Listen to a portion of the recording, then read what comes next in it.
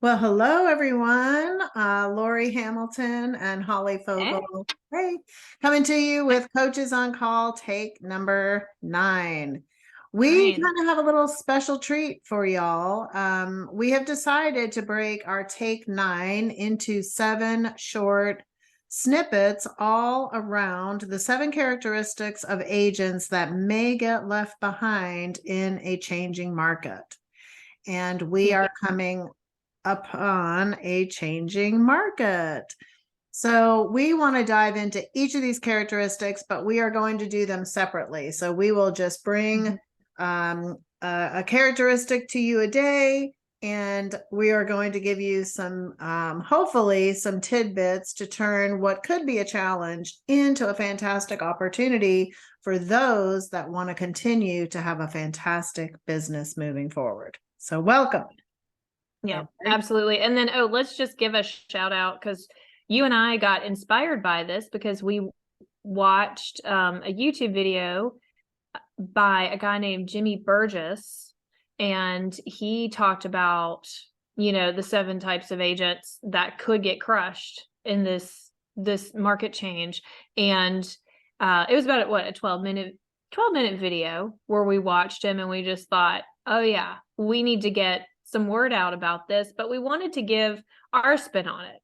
And he did this for an article in Inman Connect, and so that's where we watched it and we looked at it and we thought, oh yeah, everybody needs to hear about these things because these characteristics could happen to all of us. We could all be a victim of some of these characteristics, and that's okay.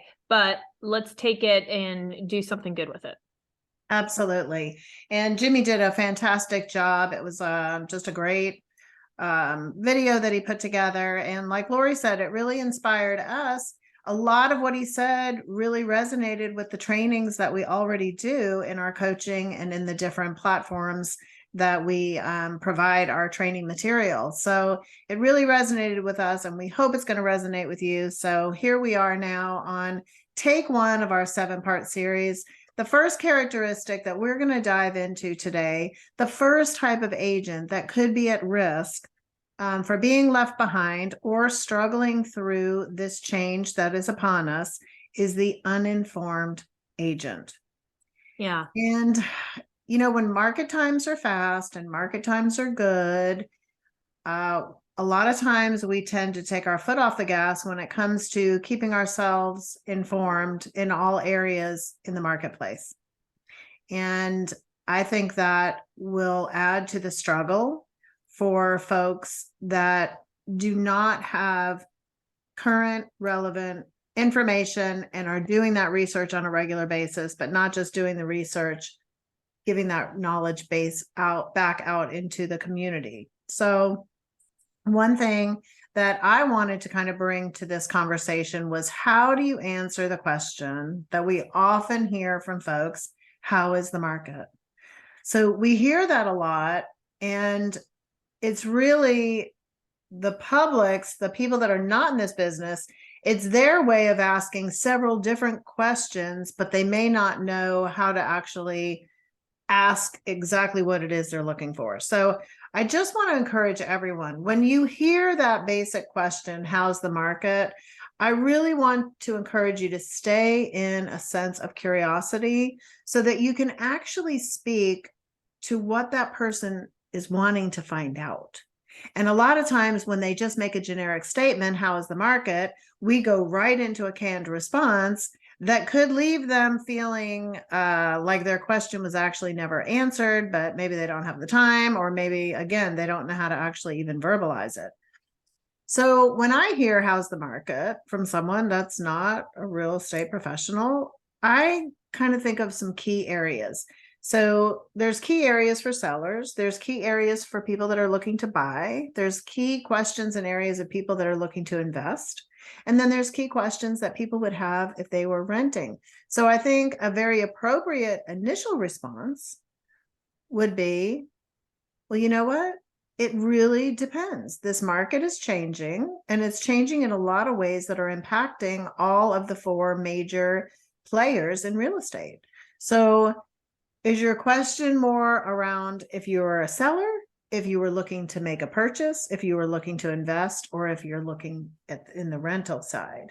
So first kind of stay in that. And now when they give you the response, you're able to actually target that answer directly to what they were most curious about.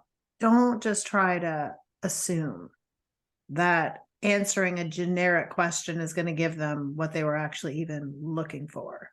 So I think that's my first thing. So Lori, when you think of, market stats and things like that, what are some of the key areas? What are some of the key components that we need to make sure that we are kept in the know about on a regular basis?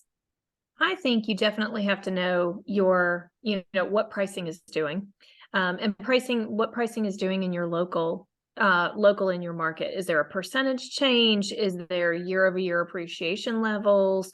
What was it last year versus this year? What was it last month versus this month? I really definitely think you need to be on top of pricing. Pricing is important because I often think that behind that, what's happening in the real estate, how's the real estate market type of question. I think people are kind of asking, they want to know if they're homeowners, let's say it's from the seller perspective side, they're going, I wonder what I could get for my house. Like that's probably in the back of their head. So if they were to answer that question on the seller directive side, then I would almost go into, okay, I know my pricing and I know what's going on out there. Last month, prices are up this month, prices are a little down this month. And that's okay. That's due to just the time of the year or whatever it could be going on, because we've seen that going on with interest rates. So I think knowing the pricing is one big thing that you should be at the top of your list. Awesome. I also think there's a couple of other key metrics that are really important, and scouring, kind of starting your day in your local MLS and looking at those market snapshots and the hot sheets of, are we seeing a lot of homes back on the market? What would be causing homes to come back on the market? Is there a huge percentage of price decreasing? What is the absorption rate?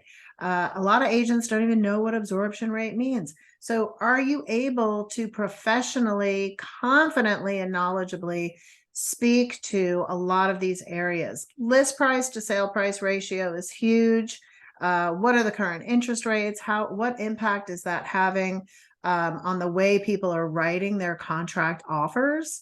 Are there different ways of exploring lender and interest rate options? There's so many different ways that people can get into this market. Even renters can get into the market using programs such as Divvy and Home Partners of America. But we also have buy downs and things that you can do on a more permanent basis. So there is a lot of avenues, and there is just a lot of great information that we can help people. People want to know that you're coming and approaching this market and your industry from a place of knowledge, not from a place of feelings. They're feeling things. So they're looking for someone who's safe. Who's the safe person? The professional that knows what's going on confidently and is looking at the market and seeing the opportunities that come from it. Every time there's a downturn, there's a huge amount of opportunities that are out there for the people that are full-time committed and really understand how to stay grounded in their routines. We are not going to go from 6 million homes selling to zero. We're still they are estimating about 4.7, 4.8 million homes being sold in 2023. That's not zero. So the ones that are panicking are the ones that are not prepared. So we want to make sure that you're informed and professional. And a couple little ways that you can get this information out are what, Lori? What are some things and where can people go to find some good information? Yeah, well, I would say, hitting on those, what we listed, 5 or 6 average days on market, price trends, absorption rates, interest rates, list price, sell price ratio. Once you know all of that, I think it's very important that you show what you know. Like you've really got to do that. And I think social media, I mean, I'm just a big believer in getting a lot of FaceTime out there on social media, especially if you're in the real estate business, and getting questions answered. that most people probably just go to Google for. Like, your sphere of influence is Google when it comes to real estate. If they're Googling, what are home prices selling for in Swanee, Georgia? Well, they should hopefully be asking you that. Maybe they should be texting you that. Maybe they should be calling you about that. But if you're really not sure where to start on like what questions to ask, because I love doing like question series, like Ask Me Anything, Real Estate Edition kind of thing. There's a great website called answerthepublic.com. And when you actually go on that website, you can type in any kind of topic and it will show you what kind of information consumers are seeking regarding that topic. And man, you can do a deep dive. And you and I tested that out. And what did we type in there? I mean, what did you type in there? Like, I put in a why couple use a different realtor? things. Yeah, why use a realtor? How to hire a real estate agent? Who's the best? Who's the top agent in the villages? Like, you can really find some great information, and then those are the questions you should be answering. And not only answering those questions, but using the exact question that was Googled as your headline. So speak to the public where they are asking the questions and really make sure you gain that clarity. There's a couple other things that we can do also. What are a couple of other things that they can I would say, if you're a little shy, you're not wanting to feel so vulnerable being out there on social media just yet, as I say yet, because that doesn't mean you won't ever, but yet, what if you just did maybe some weekly video emails to the people that already know, like, and trust you? You could do that. That could be a baby step into it. It's like this week's question, or 1 minute with your favorite realtor kind of thing. You can do a series that way. What about a monthly if you're not already doing a monthly newsletter or some kind of monthly item of value to all of your people, these are kinds of things that you need to definitely put in your monthly newsletter. I know an agent that still does a monthly newsletter, and it is just a constant in her newsletter where it talks about the different counties and it's average days on market, average sales price. And it goes out to her whole database. They know what's going on in all the surrounding counties in which they live. So I think even something like that shows that competency level that helps you build that credibility with your people. And they know that you're staying informed. And utilizing, reels and stories, Facebook lives, anything like that, having weekly Q&As, like you said. I think there's a lot of great things, but what we would really like to encourage you to overcome, if you have any of the uninformed characteristics, become a student. Become a student of the marketplace and make sure you're demonstrating to folks that, hey, I have confidence, I have the knowledge, and I'm the one that's going to come to you from that informed place. So absolutely, I think that's a great way to help you endure through a changing market. So characteristic 1, become informed and don't remain uninformed. Right, because we wouldn't want you to be at risk. Right. We don't want you to be at risk. We want to make sure you're not left behind. So that's a wrap for our characteristic 1. Stay tuned for 2 through 7 to be following after this to help you endure a changing market. We will see you soon.